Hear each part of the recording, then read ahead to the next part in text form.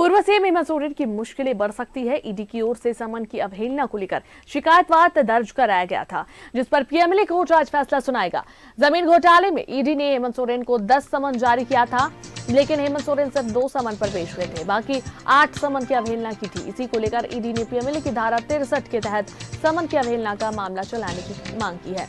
ED के शिकायतवाद पर 27 फरवरी को सुनवाई हुई थी, जिसके बाद पीएमएलए कोर्ट ने फैसला सुरक्षित रख लिया था। आज कोर्ट अपना फैसला सुना सकता है।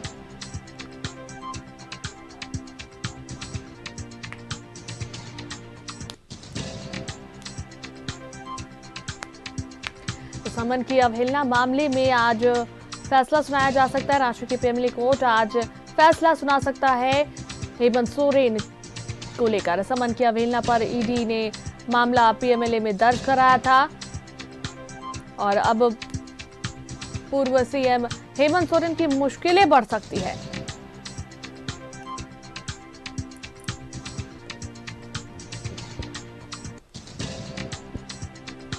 समन की अवहेलना पर ईडी ने शिकायतवाद जो है वो दायर की थी। पूर्व सीएम हेमंत सोरेन की अब मुश्किलें बढ़ सकती है। समन की अवहेलना मामले में आज फैसला आएगा। आपको बता दें कि ईडी की ओर से 10 समन जारी किया गया था हेमंत सोरेन को, जिसमें से सिर्फ 2 समन पर हेमंत सोरेन ईडी के समक्ष पेश हुए थे।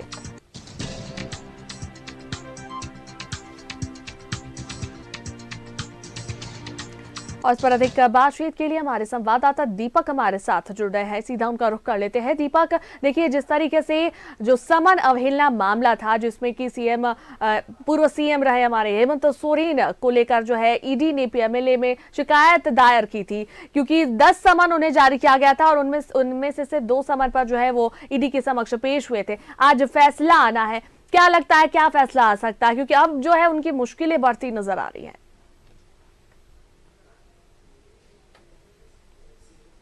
जी बिल्कुल, देखिए, पूर्व मुख्यमंत्री हेमंत सोरेन के खिलाफ ईडी के द्वारा जो शिकायतवाद दर्ज किया गया है और उस शिकायतवाद पर रांची सीजीएम कोर्ट में बीते 27 फरवरी को सुनवाई हुई और दोनों पक्षों को सुनने के पश्चात फैसला को सुरक्षित रख लिया है।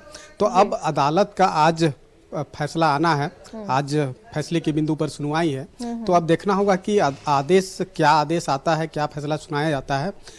ईडी के पक्ष में फैसला आता है या फिर पूर्व मुख्यमंत्री हेमंत सोरेन के पक्ष में फैसला आता है। इसके लिए जब कोर्ट की प्रोसीडिंग शुरू होगी, कार्रवाई शुरू होगी, तब तक के लिए इंतजार करना होगा। लेकिन ये जो पूरा मामला है, जिस तरीके से पूर्व मुख्यमंत्री हेमंत सोरेन को जमीन घोटाला मामले में ईडी के द्वारा एक के बाद एक 10 समन किया गया था और समन जो है वो पहला समन अगस्त माह में जारी हुआ था। 14 अगस्त को पूर्व मुख्यमंत्री हेमंत सोरेन को ईडी के समक्ष उपस्थित होना था, लेकिन समय की मांग की गई थी, समय लिया गया था और ईडी के समक्ष उपस्थित नहीं हुए थे। उसके बाद दूसरा समन जारी किया गया था।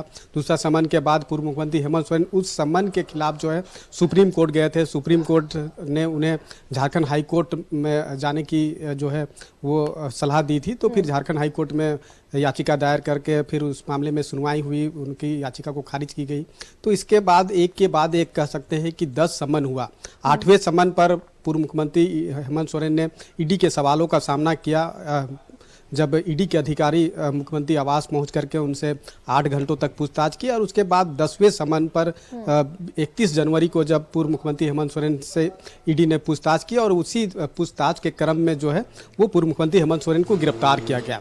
तो एक के बाद एक जो 10 समन किया गया और 10 समन में महज 2 समन पर ही पूर्व मुख्यमंत्री हेमंत सोरेन ने ईडी के सवालों का सामना किया और ईडी को समय दिया। तो 8वें समन और 10वें समन, इससे पहले वो ईडी के सवालों का सामना नहीं किया। ईडी के समन का कहीं ना कहीं अवहेलना करने का जो आरोप है वो ईडी के द्वारा लगाया गया है कि एक के बाद एक 10 समन किया गया, लेकिन वो 2 ही समन पर जो है वो ईडी के समक्ष उपस्थित हुए, बाकी समन पर उन्होंने ईडी के समक्ष उपस्थित नहीं हुए। तो इसको लेकर के शिकायतवाद जो है वो दर्ज कराया गया है और ईडी की तरफ से जब शिकायतवाद दर्ज कराया गया है तो उसमें एक चीज़ें भी स्पष्ट रूप से कहा है कि दिल्ली के जो मुख्यमंत्री है अरविंद केजरीवाल, उन्हें भी एक के बाद एक कई समन किया गया और जब अरविंद केजरीवाल ईडी के समक्ष उपस्थित नहीं हुए तो वहाँ दिल्ली के जो सीजीएम कोर्ट में है वहाँ शिकायतवाद दर्ज कराई गई। तो उसका हवाला दिया गया है यहाँ जब पूर्व मुख्यमंत्री हेमंत सोरेन को के खिलाफ जब ईडी ने शिकायतवाद दर्ज की है।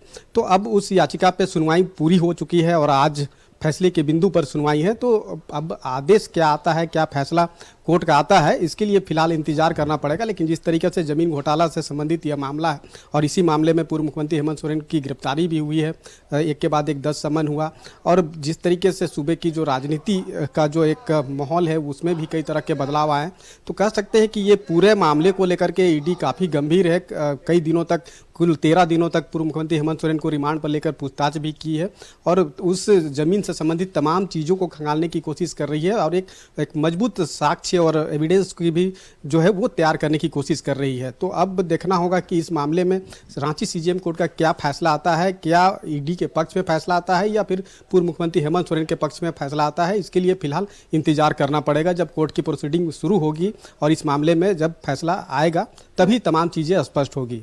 बिल्कुल दीपक, तो इंतजार अब रहेगा कि फैसला क्या कुछ जो है आता है, क्योंकि जिस तरीके से 10 समन जारी किया गया जिसमें से सिर्फ 2 समन पर जो है हेमंत सोरेन पेश हुए, उपस्थित हुए ईडी के समक्ष, और बाकी जो 8 समन की अवहेलना उन्होंने की है, इसी का जो है आरोप लगाया गया, यही शिकायत जो है ईडी की तरफ से की गई। तो कहीं ना कहीं आज जो फैसला है वो कड़ा आ सकता है और मुश्किलें अब हेमंत सोरेन की जो है वो बढ़ सकती है। चलिए, तो इंतजार रहेगा क्या कुछ फैसला आता है। बहुत बहुत धन्यवाद तमाम बातचीत के लिए दीपक।